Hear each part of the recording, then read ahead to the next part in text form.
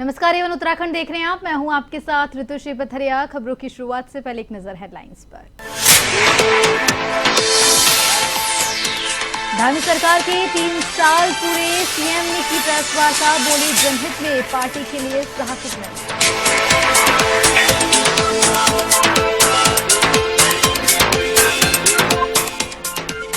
भारत नेपाल व्यापार मेला शुरू, सीएम धामी ने बताया बेटी बेटी का रिश्ता। पीएम मोदी के नेतृत्व में संबंध और भी मजबूत।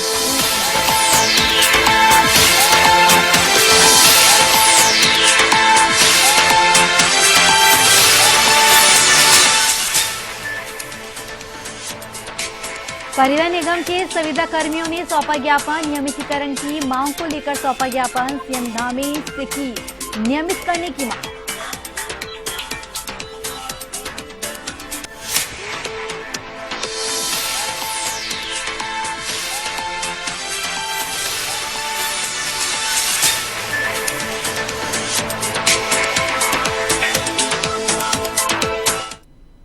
बुलेटिन में खबरें विस्तार से। प्रदेश में अवैध मदरसों के खिलाफ धामी सरकार का एक्शन जारी है। अब तक 110 मदरसों पर ताला लगाया जा चुका है। प्रशासन की ओर से अवैध मदरसों पर ताबड़तोड़ कार्रवाई की जा रही है। ये मदरसे बिना सरकार की अनुमति के संचालित किए जा रहे थे, जिस पर मुख्यमंत्री पुष्कर सिंह धामी ने कड़ा रुख अपनाया हुआ है। सीएम धामी के इन मदरसों पर कार्रवाई के लिए प्रशासन को फ्री हैंड दिया हुआ है, जिसका व्यापक असर भी अब देखने को मिल रहा है।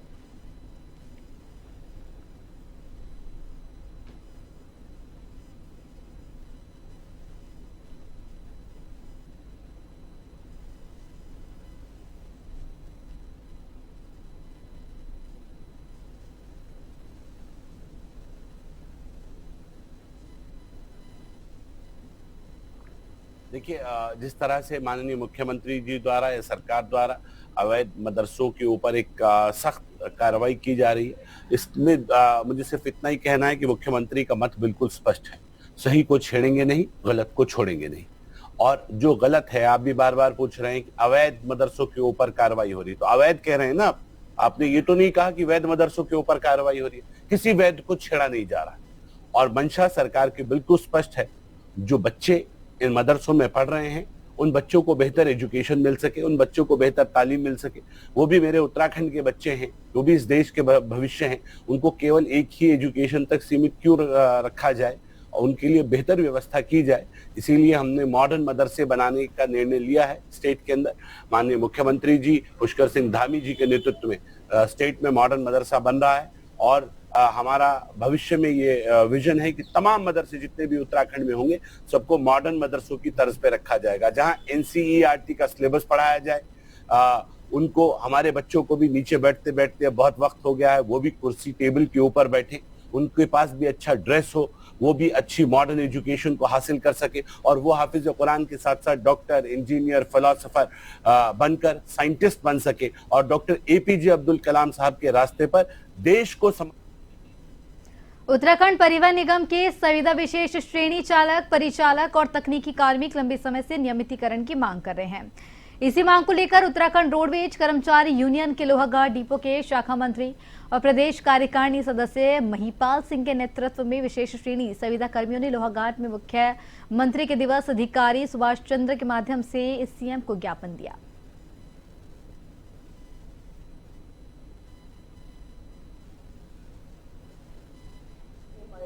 आज माननीय सचिव जी हमारे लोहाघाट क्षेत्र में आए और हमने अपनी समस्याओं को उनको कहा और उन्होंने कहा कि इस पर हम गंभीर रूप से आपका निराकरण होगा और नियमितीकरण की नियमावली के तहत आपको नियमितीकरण के लिए हम आगे बढ़ाएंगे। तो मुख्य समस्या तो हमारी जो अभी लड़ाई चल रही है, जो नियमितीकरण की थी, बहुत बड़ी समस्या हम लोग रुके पड़े हैं। 2013 के बाद 14 के बाद यहाँ नियमित नहीं हो पाए। रोडवेज में जो भी कर्मी है, संविदा हो, विशेष श्रेणी और तकनीकी अभी तक नियमित नहीं हो पाए हैं। कैबिनेट मंत्री गणेश जोशी ने मसूरी के गांधी चौक में राज्य योजना के तहत मोतीलाल नेहरू मार्ग पर 4 किलोमीटर लंबी सड़क के पुनः निर्माण कार्य का शुभारंभ किया। यह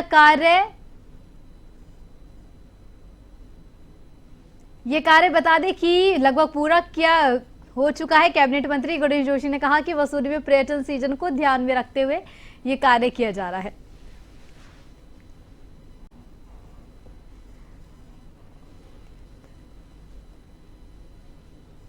बनाने संवारने का काम हमारी सरकार पूरी ईमानदारी से कर रही है।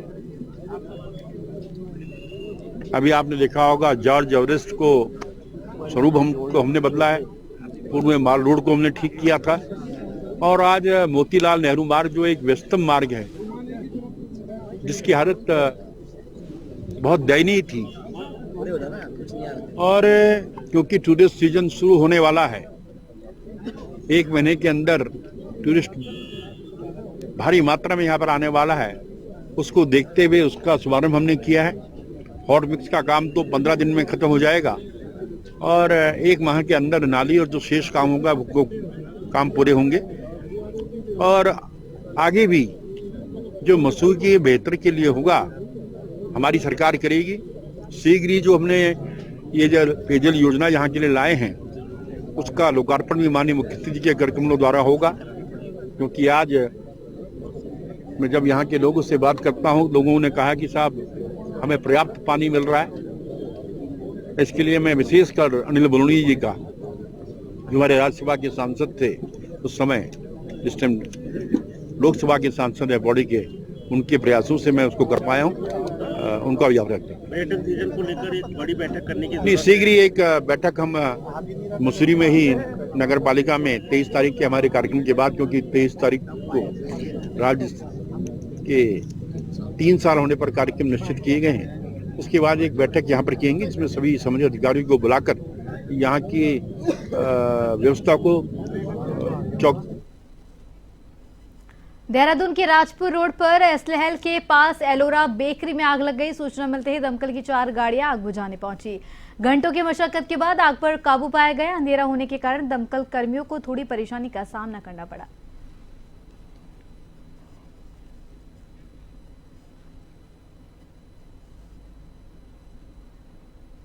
धामी सरकार के 3 वर्ष का कार्यकाल पूरा हो रहा है। इस पर सरकार विभिन्न कार्यक्रमों का आयोजन कर रही है, जिसमें संगठन भी अपनी सहभागिता निभा रहा है। प्रदेश कार्यालय में बैठकों का दौर जारी है और कार्यक्रमों की रूपरेखा भी तय कर दी गई है। प्रदेश महामंत्री ने जानकारी देते हुए बताया कि प्रदेश मुख्यालय में बड़े कार्यक्रम का आयोजन किया जाएगा, जिसमें मुख्यमंत्री मुख्य अतिथि के रूप में सहभागिता निभाएंगे।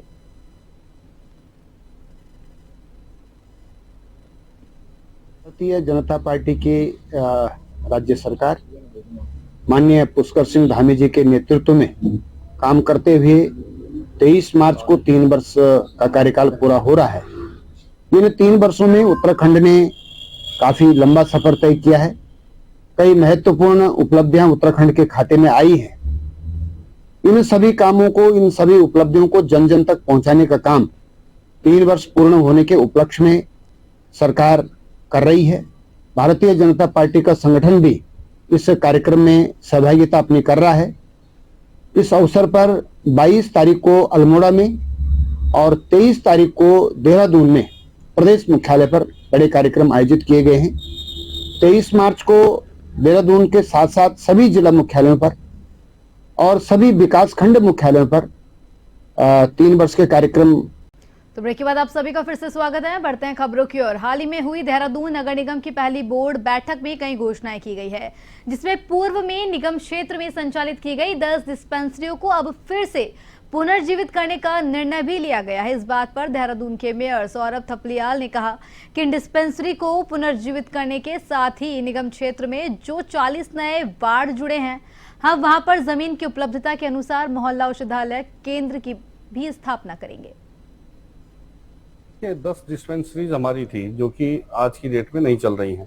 हम पहले तो उनको पुनर्जीवित करने का काम करेंगे और इसके अलावा भी जहां पर भी अपने निगम क्षेत्र के अंदर जो 40 वार्ड भी जुड़े हैं, वहां पर भी जहां पर भी आवश्यकता है, जहां पे हमके जमीन की उपलब्धता है, वहां ऐसे हम जो मोहल्ला औषधालय केंद्र हैं इनको स्थापित करेंगे। और इसमें कुछ ऐसे डॉक्टर्स जो निःशुल्क हमको अपनी सेवा देने को तैयार हैं और जनहित में ऐसे उनको हम उनको निमंत्रण देंगे कि वो ऐसे औषधालय केंद्रों को हमारे संभालें और जो हमारे नागरिक हैं उनको निःशुल्क। हल्द्वानी में वेडिंग जोन की तलाश तेज हो गई है। शहर में करीब 10 वेडिंग जोन चिन्हित किए गए हैं, जिसमें से 2 वेडिंग जोन मंगल पड़ाव और राजपुरा में बनाए जाने की कवायद काफी तेज चल रही है। तो वहीं नगर निगम हल्द्वानी ने वेंडर कार्ड बनाने के लिए अभी 1 हफ्ते का समय और बढ़ाया है। हालांकि शहर में कई ठेली और फल वालों ने वेंडर कार्ड बनवा लिए हैं।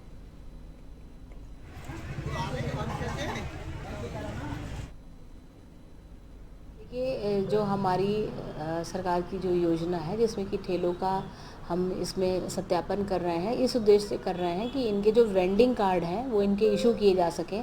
पूर्व में 2 साल पहले इनका सत्यापन कराया गया था और 1600 के लगभग इनके कार्ड बनाए गए थे, लेकिन वर्तमान में ठेलों की संख्या बहुत अधिक बढ़ गई है। ये भी नहीं पता चल पा रहा है कि इनका वेंडिंग कार्ड बना है नहीं बना है, तो इसके क्रम में नगर निगम के द्वारा इनका सत्यापन का कार्य किया जा रहा है, जिससे कि इनके वेंडिंग कार्ड इशू किए जा सके और पता चल सके कि ये ठेले किस प्रयोजन के लिए और कहाँ पर और किन लोगों के द्वारा लगाए जा रहे हैं। देखिए, अभी चूंकि होली की छुट्टी पड़ गई थी, इसलिए हमारा ये कार्य पूरा नहीं हो पाया है। 1 सप्ताह का समय और बढ़ाया गया है। जिन लोगों के भी अभी ठेलों वालों के वेंडिंग कार्ड बनने से छूट गए हों, वो अभी भी अपना आवेदन इसमें कर सकते हैं। सरकार के 3 साल पूरे होने के उपलक्ष्य में रुद्रपुर जनपद में 23 से 30 मार्च तक जनसेवा थीम पर भव्य बहुउद्देश्य शिविरों और चिकित्सा शिविरों का आयोजन किया जाएगा। इस संबंध में जिले के डीएम नितिन सिंह भदौरिया ने जिला कार्यभार संभाल लिया है और प्रेस वार्ता की। बता दें, डीएम ने बताया कि इन शिविरों का उद्देश्य आमजन की विभिन्न सरकारी योजनाओं का लाभ उपलब्ध कराना है।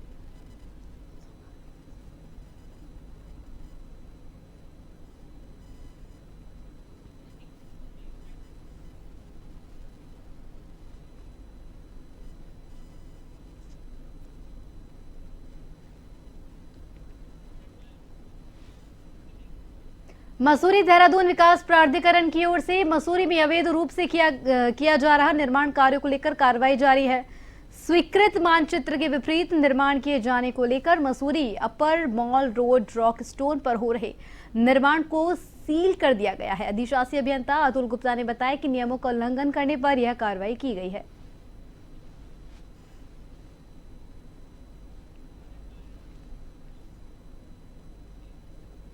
उत्तराखंड के मुख्यमंत्री पुष्कर सिंह धामी के दूसरे कार्यकाल को 3 साल का वक्त पूरा हो गया है। ऐसे में सरकार और संगठन प्रदेश में ब्लॉक स्तर पर कार्यक्रम का आयोजन कर रही है। इसी क्रम में शनिवार को सीएम धामी ने मुख्य सेवक सदन में प्रेस वार्ता को संबोधित किया। इस दौरान सीएम धामी ने कहा कि उत्तराखंड राज्य में निवेश बढ़ाने के लिए तमाम पहल की गई है। इसके तहत 30 से अधिक नीतियां बनाई गई हैं। साथ ही तमाम नीतियों में संशोधन भी किया गया है। अब तक 80,000 करोड़ रुपए के निवेश पर कार्य हो चुका है।